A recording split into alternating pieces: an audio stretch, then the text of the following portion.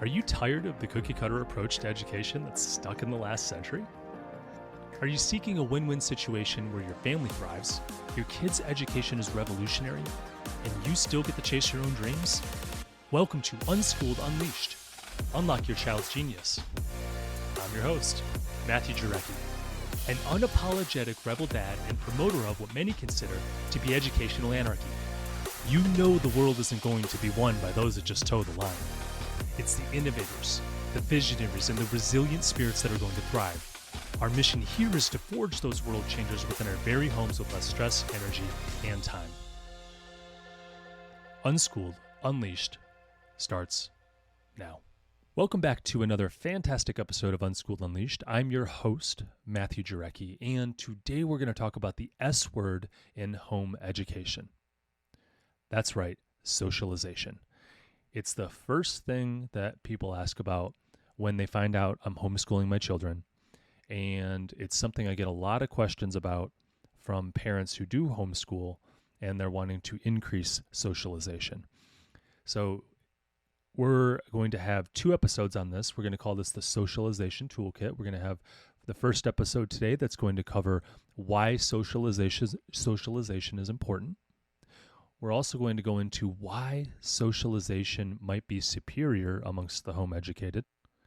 And then we're going to finish out with some practical application that you can start today to help socialize your children. So without further delay, let's dive in. All right, so first, let's talk about the significance of socialization. Not that I have to sell many people on this, but socialization is important. We can't just ignore it. It is the foundation of interpersonal skills. Socialization cultivates essential life skills like communication, empathy, and teamwork, which are crucial for personal and professional success. We can't just ignore this. And there are a lot of holes when you take your kids home and they just are with you all day and that you're the only one interacting with them. That's not necessarily the best setup for most. We need to it's also important because we need to have them learn how to build relationships. Relationships are the foundation for understanding social dynamics and becoming a responsible citizen interacting with the world. We need to build these long-lasting relationships. Really, it's really important. I remember when I was like 8, 9, 10 years old, boy, oh boy, those are some fun years. And that's right around my kids' age.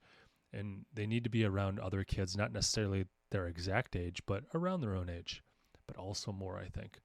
I know looking back, my connections with others has been integral to my success.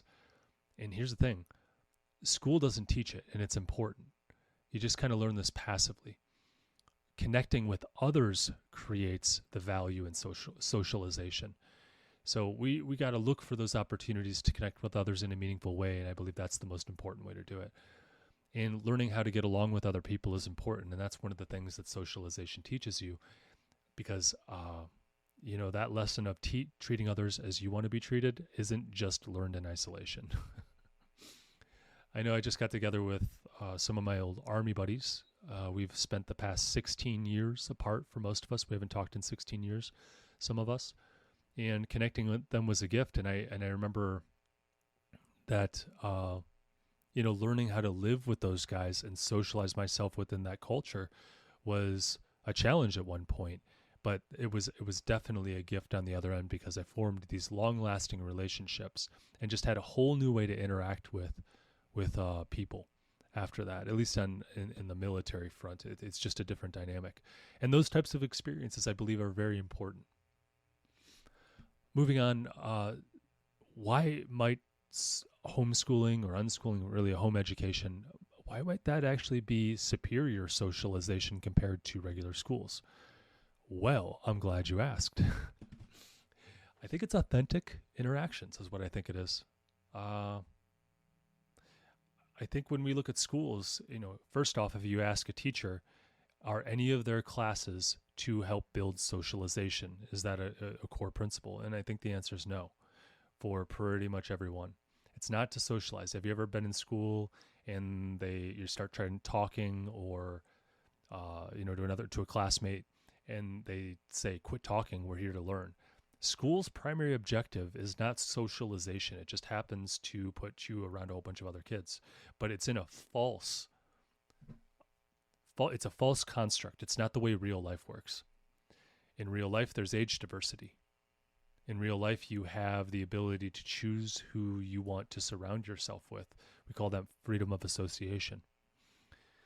So let's dive into this a little bit. So age diversity. Homeschooling fosters a genuine interaction beyond the age-segregated groups in common traditional schooling, the compulsory schooling where we send our kids to school, promoting an understanding and cooperation among different age groups. Homeschooling does that. Really, when you put yourself in a school, or you put your child in a school, you're putting them in this artificial environment. And nowhere else do you find that artificial environment other than schools. So it just doesn't represent reality. So I would argue that this type of socialization is not superior to the more authentic ones you can get in really everywhere else, interacting with people who are in their 50s, 60s, 70s, 80s, all the way down into their 8 years old, 9 years old, 10 years old. You're really interacting as a homeschooler with all age groups. And I think that's a better reflection of reality. And I think you could build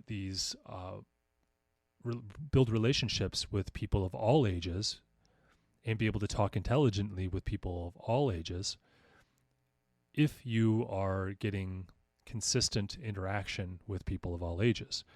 I know people have mentioned to my kids or mentioned to me about my kids that they seem very mature. And I got that when I was homeschooled. And I think that's because you're adopting some of the behavior of the people you're around. And if you're around mature people, you're going to adopt mature ways to interact, if that makes sense.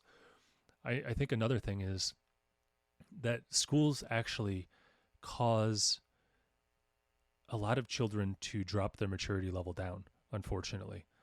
Now, I can't say that there's any evidence of this except for anecdotal and my own experience, but as I looked around in school, I saw people acting immature. Like, there's always a couple people in your class that are really immature, playing pranks on the teacher, treating other people in a horrible way, whereas most of the class is just trying to get along and they're fine.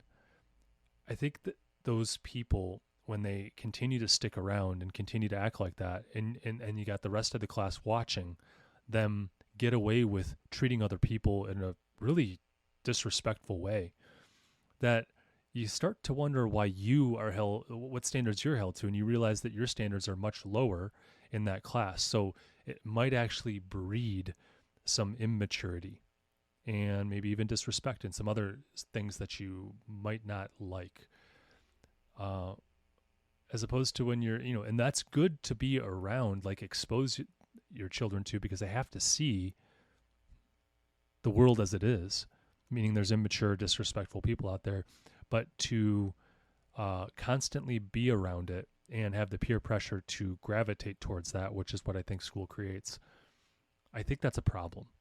And that's why I think that homeschooling or home education is superior in that way if you're going to get them around other people.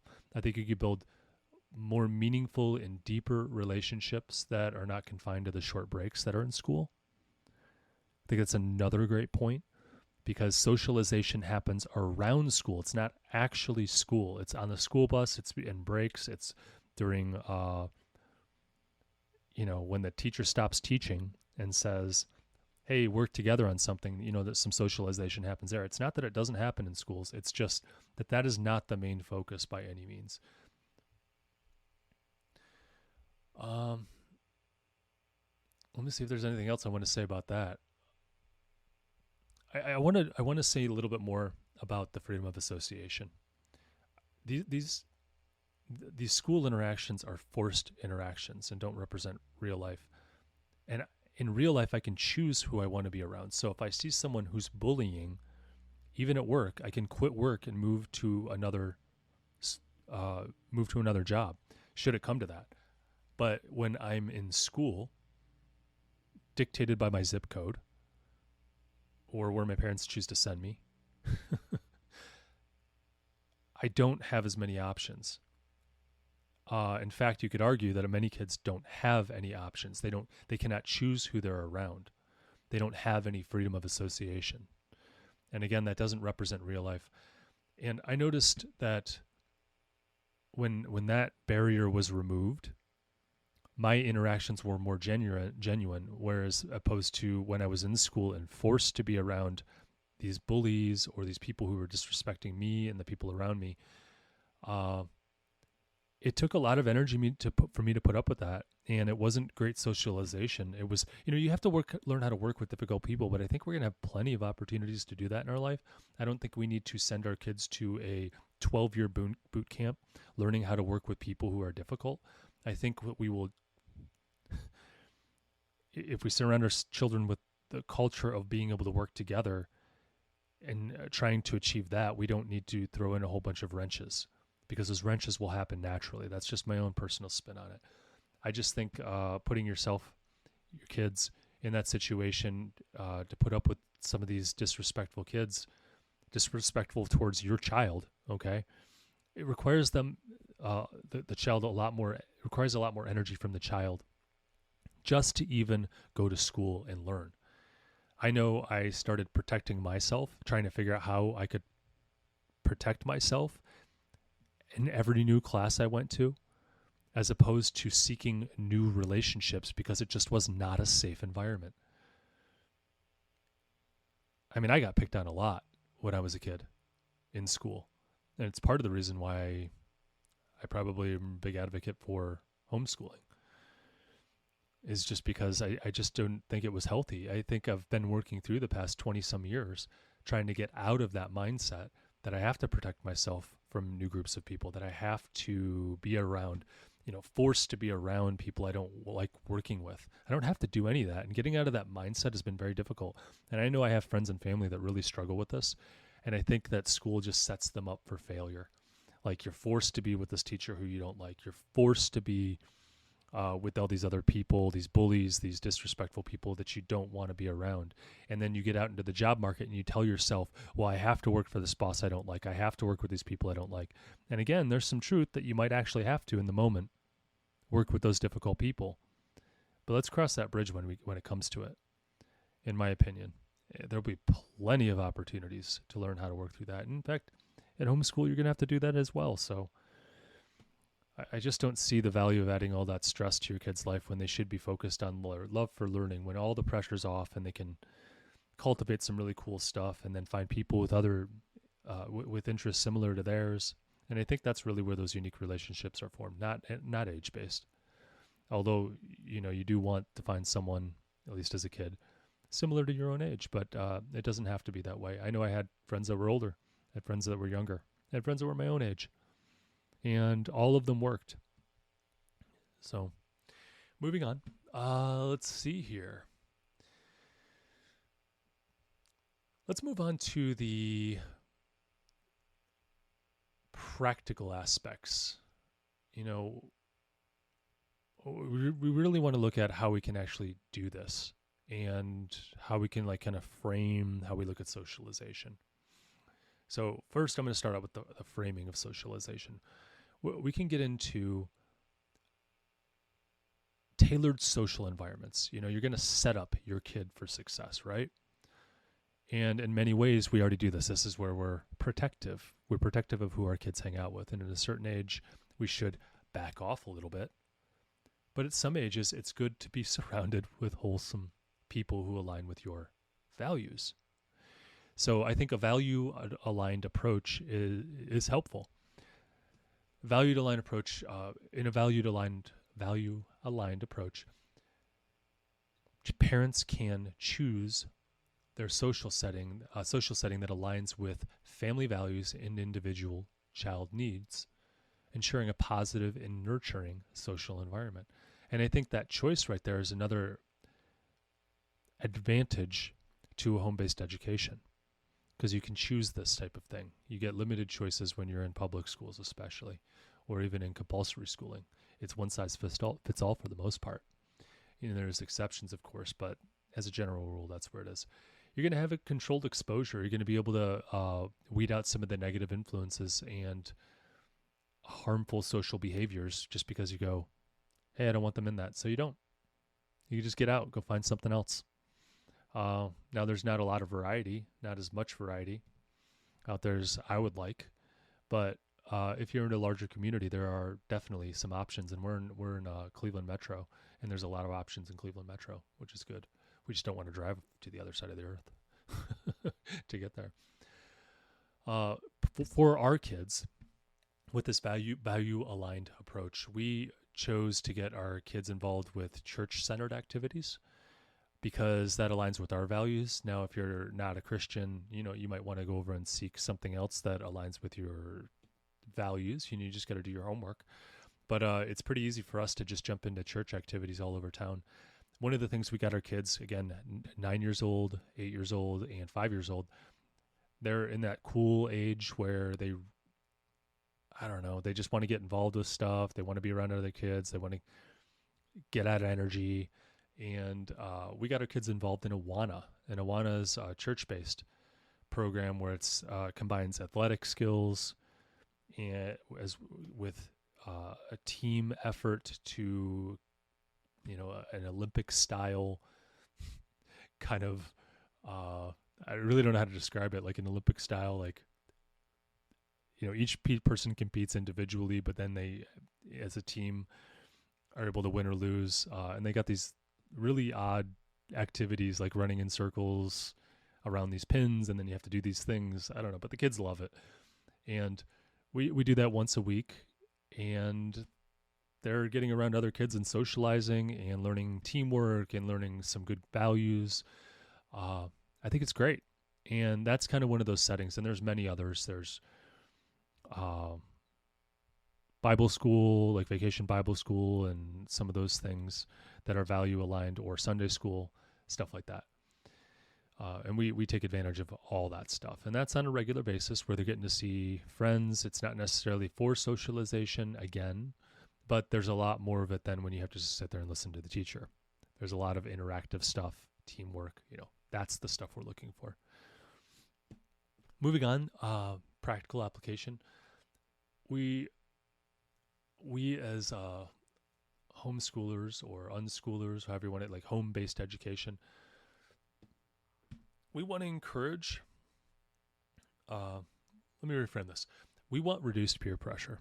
We don't want our kids to feel pressured to conform. Now they're going to feel some of that, and that's okay. They got to learn how to deal with it. But what we really want to help our children grow into is their individuality, their differences. That's what makes them strong, unique, special, right?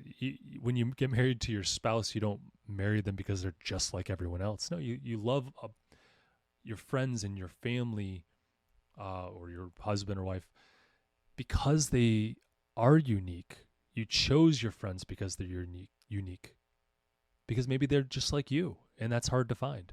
Or maybe they have a different idea of different ideas about stuff, and you appreciate that. I just think that negative peer pressure promotes it promotes conformity.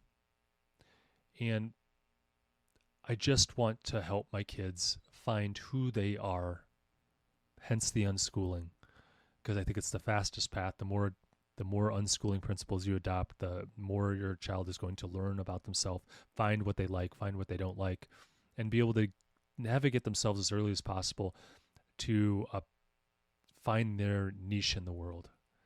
And schools don't provide that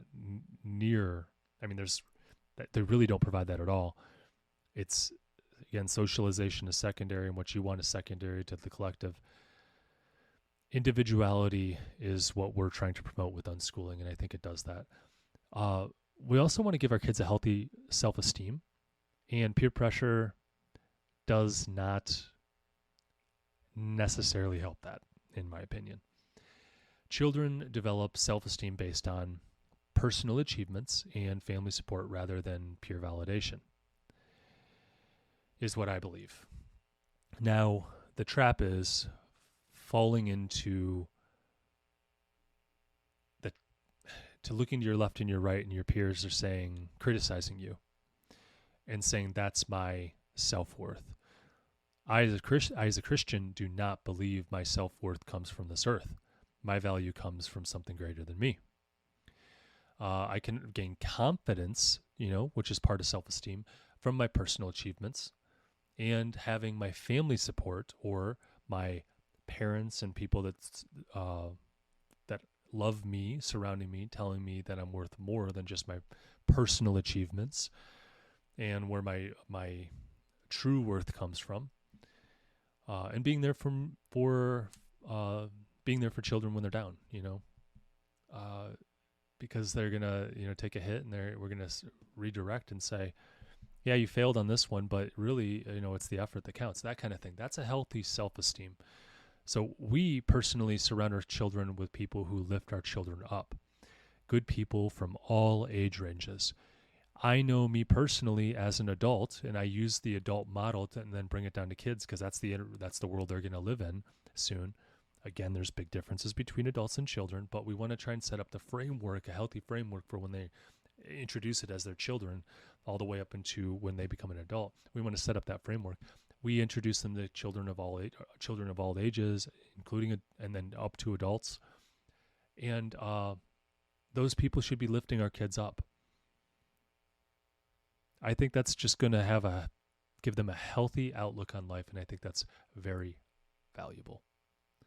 At least that's my strategy for now, unless someone convinces me otherwise. Again, you're getting the best I got. This is the best I know how to do. I'm always learning again, but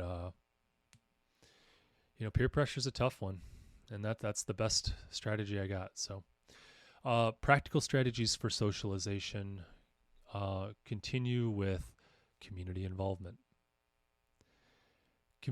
So you can have local engagement, which would be like engaging in local events. Maybe there's some different clubs or volunteer opportunities to meet a variety of people and learn different community values and that type of thing. You can do service projects. I mean, helping out other people. I think that's also intertwined with the whole value-based approach. Participate in a community service project to learn empathy, altruism, build up some societal responsibility. I think that's important. I think we've focused on that in years past. I'm talking about before compulsory schooling, where that was really what we did for each other. You really didn't just sit in a classroom. You learned how to help out each other, and that was a big responsibility. So for us, in our family, we go to church, and they do community service projects, which is pretty cool. And it's a lot of times like in the local community, cleaning up an elder person's yard, someone who can't do it, maybe a disabled person. Just going through, not just mowing their yard, but cleaning up the hedges and pulling out a stump and, putting some landscaping down so that way it's less maintenance. And they really seem to appreciate it. It might even be fixing their porch or putting in a ramp so they can get up so they don't have to walk up the stairs. They can use their wheelchair. And it might even be something where it's less going to someone's house and doing something. It might be just finding people that you see out there and helping them. I think there's, taking advantage of those opportunities is important, not just for you to take advantage, but your kids to see you doing that, I think is important, because I do believe that there should be some social responsibility within an education. Again, home-based education can be more holistic, particularly unschooling. And giving that societal responsibility, I think, is important, at least for me. And with that, we're going to end today's episode. We still got some more practical strategies that we're going to dive into in the next episode of the Socialization Toolkit. And this is going to be all practical, hands-on strategies to help your kids get the best socialization possible. So I appreciate you being here. I always enjoy having you. And stay curious, stay unschooled, and stay away from the algebra nightmares. Catch you in the next episode. Parents, are you terrified your unschooled child isn't learning enough? Or are you a homeschooling veteran eager to level up by incorporating in unschooling principles? Maybe you're newly venturing into homeschooling and already doubting your decision. Whatever the stage, overwhelm is real, but it doesn't have to be. I'm Matthew Jarecki from Unschooled Unleashed, and I've got huge news. I'm thrilled to introduce Homeschool Rescue, Unschooled Unleashed's signature coaching package. Whether you're all in on unschooling or just dipping a toe, this tailored coaching package is your roadmap to a confident and thriving education no matter how hectic life gets. Bold moves make bright futures. Join our Homeschool Rescue coaching program through the link in the description and set your child's genius free. So here's where we roll up our sleeves and bring out the big guns. If you support our mission, then please leave a review. On Unschooled Unleashed, we are talking about using a radical approach to education in today's world, and the more 5-star reviews we have, the more people will feel comfortable with the ideas, strategies, and principles we discuss. It gives legitimacy to our message, and the podcast's algorithm prioritizes us so we can reach more people. You may even have your 5-star review read on our podcast.